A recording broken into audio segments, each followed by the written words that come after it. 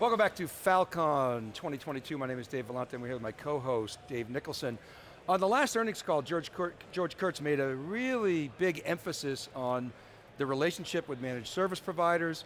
CrowdStrike has announced a new service provider capability, the Powered Service Provider Program. Jason Cook is here, he's the president of Cyber Defense Labs. He's joined by Mike Riolo, who's the vice president of Global System Integrators and Service Providers at CrowdStrike. Gents, welcome to theCUBE, good to see you. Thank you very much. Thank you.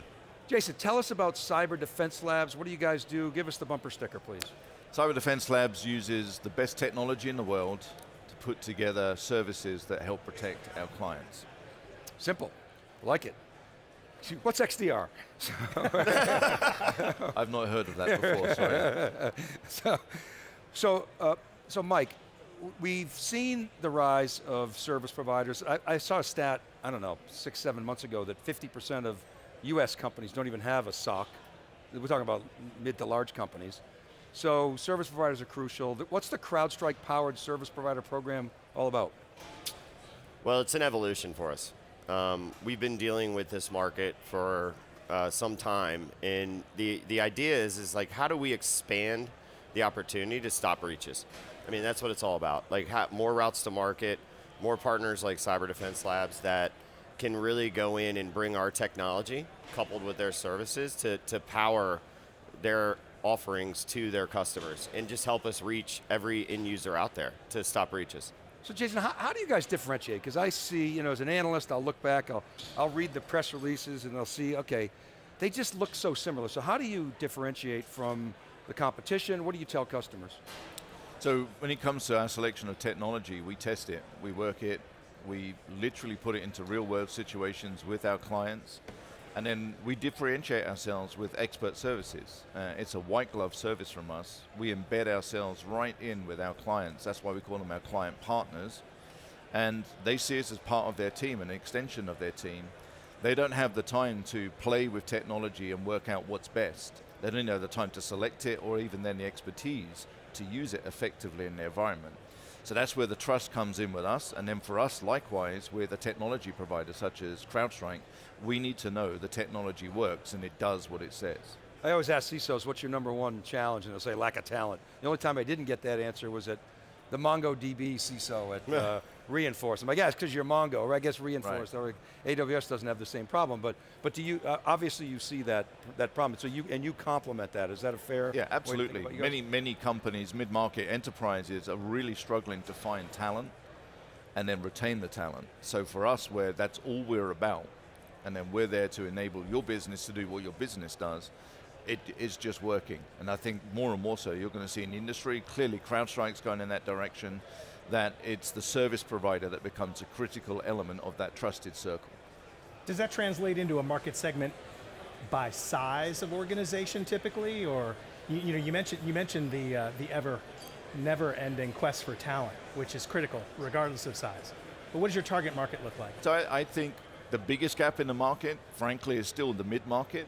Many smaller companies still are really just struggling with what is the problem. At least in the mid-market and the enterprises, they're really beginning to understand the problem and want to invest and lean in. And here's the irony, they now want to partner to solve the problem because they recognize they can't do it on their own. So, Mike, what are the critical aspects of this program? I mean, got the press release out there, but put some meat on the bone for us. So, if you look at what we were doing to enable managed service providers to go in and be powered by CrowdStrike before, it was in a corporate market segment. It was a specific set of product from us to really enable MDR, sort of that generation of services that a lot of customers looked at MSSPs for. And what the big message about this is we are now expanding that. We're taking it out of corporate, we're going up market, we're going enterprise. We can leverage partners like Cyber Defense Labs to package our software into their offering and help them power them more than just endpoint, right? We've had a lot of exciting announcements and probably more to come around identity, XDR, the new buzz, right? Like, what does it mean? And if you look at our approach, it's a very platform-centric approach. And that's something that partners can monetize. That's something that partners can really help clients grow with, is that it's not just about endpoint, it's more about how do I make sure that I'm in a position with a partner that allows me to grow as the market decides it's necessary. So things like identity, cloud, on and on and on, that we're investing in and continue to grow, we're making that available to the Crowdstrike-Powered service provider marketplace. So Jason, service providers historically, outsourcing, okay, and it used to be a lot of, okay, you know, I'll take over your mess for less kind of thing, Yeah. right? And so the pattern was you would have one of everything. And then that limited your scale. The bigger you got, you had diseconomies of scale. So am I hearing that, like, how do you partner with CrowdStrike? Are you kind of standardizing on that platform or not necessarily because you have to be agnostic? What's your posture on that? So there's a level of you have to be technology agnostic. We pride ourselves in just using the best technology that's out there. But at the same time, very much with the Fal.Con platform, they're building out and maturing in a way that's making significant risk mitigation abilities for a solution provider like us to say, we'll take one of those, and put our service around it because that's the best fit service to reduce the risk of this particular client. And having that flexibility for us to do that really allows us then to stay within the same sort of product suite rather than going outside when integration is still one of the biggest challenges that you have. So you're one of those organizations that's consolidating a bevy of point tools, is that right? I mean, you're going through that transformation now. Have you already gone through that? What's your journey look like there? Oh, we help companies do that. Yeah, okay. That's how they mitigate and reduce their risk. Okay, but you're using tools as well, are you not? So I mean, you've got to also, I mean, you're like an extension of those clients. Absolutely, so it comes down to a lot of the time, do you have the right team? We have a team of experts that deliver expert services. You get to a level of skill set and experience which goes, what's just the best tool out there? And it becomes, that's our insight. So one of the reasons why we like the Fal.Con product is because regardless of what the mess is that's happening, you can rapidly deploy stuff to make a difference.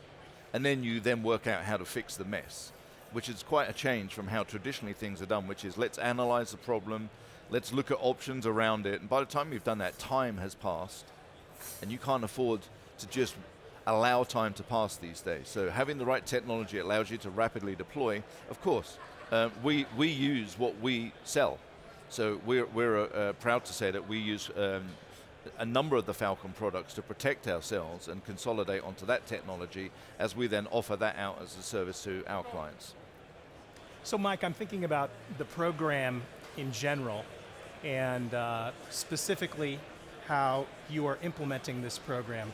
Thinking about the path to bringing a customer on board. There are a finite number of strategic seats at any customer's table. Yeah. So who is at the customer's table? Is it CDL saying, hey, I'm going to bring in my folks from CrowdStrike to have a conversation with you? Is it CrowdStrike saying, hey, it looks like a service provider might be the best solution for you. Let's go talk to CDL. How does that work? It's a great question, and I think we talk a lot about how there's a gap in people to support cyber efforts inside of companies, but we don't talk about the gap in like experts that can go in and actually sit down with CISOs, with CIOs, with CFOs. And so for us, like, it's all about the flexibility. It's what do you need in the moment, because at the end of the day, it comes down to the people. If Jason has a great trusted relationship, he's like, hey, I just need some content. Help me push why we're powered by CrowdStrike in this moment. Great, go run.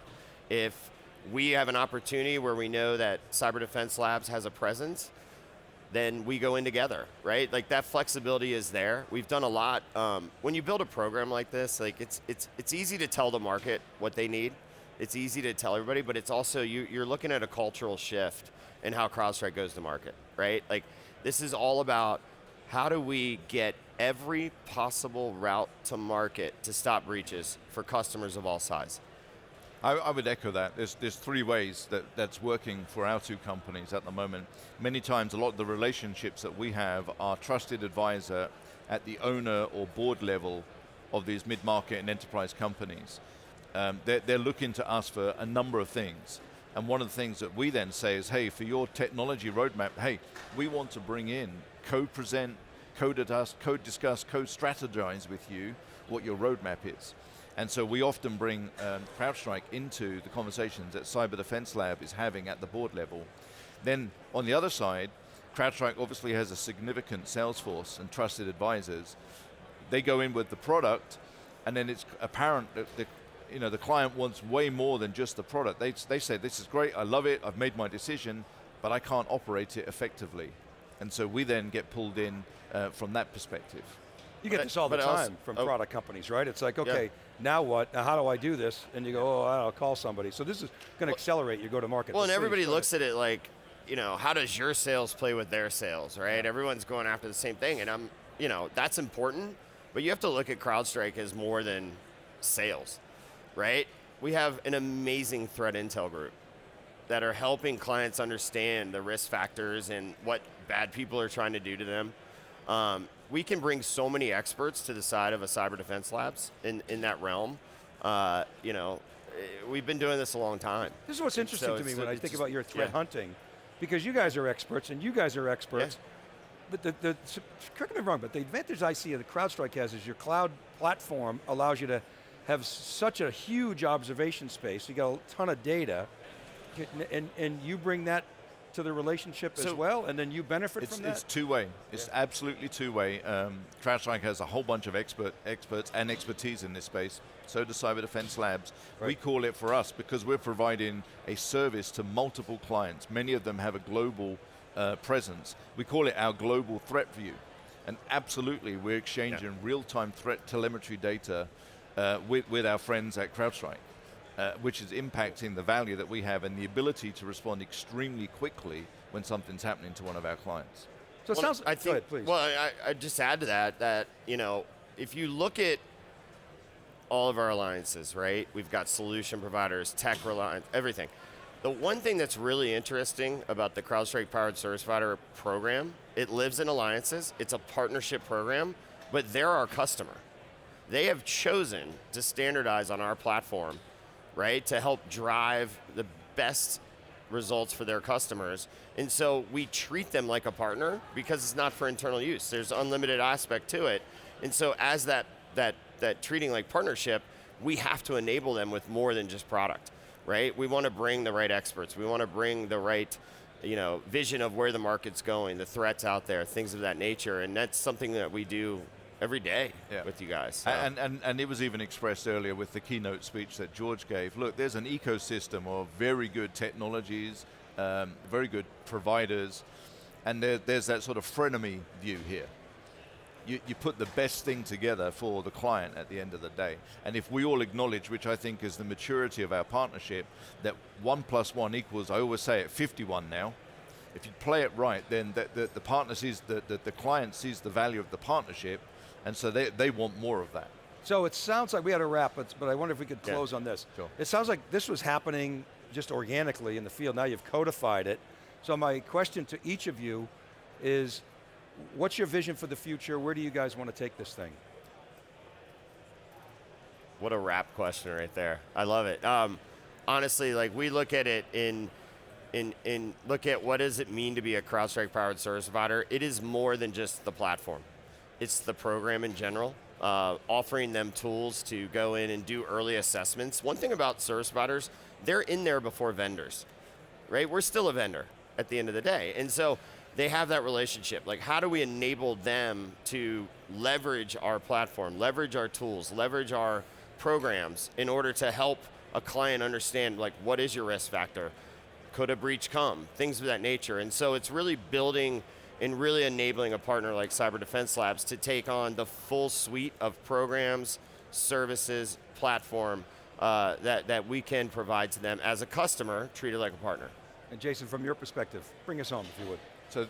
So our partnership with CrowdStrike is really enabling Cyber Defense Labs to increase our share of wallet, our presence in very specific market segments, the mid-market to enterprise, especially around banking, financial services, auto dealerships, healthcare, manufacturing, where last year we saw a significant progress there, and we think we're going to double it between this year and next year. Jason Cook, Mike Riolo, thanks for coming on theCUBE. Great story. Thank you for having us. Very much. Thank you. All right, and thank you for watching. Keep it right there. Dave Vellante and Dave Nicholson will be back right after this short break from Fal.Con 22. You're watching theCUBE.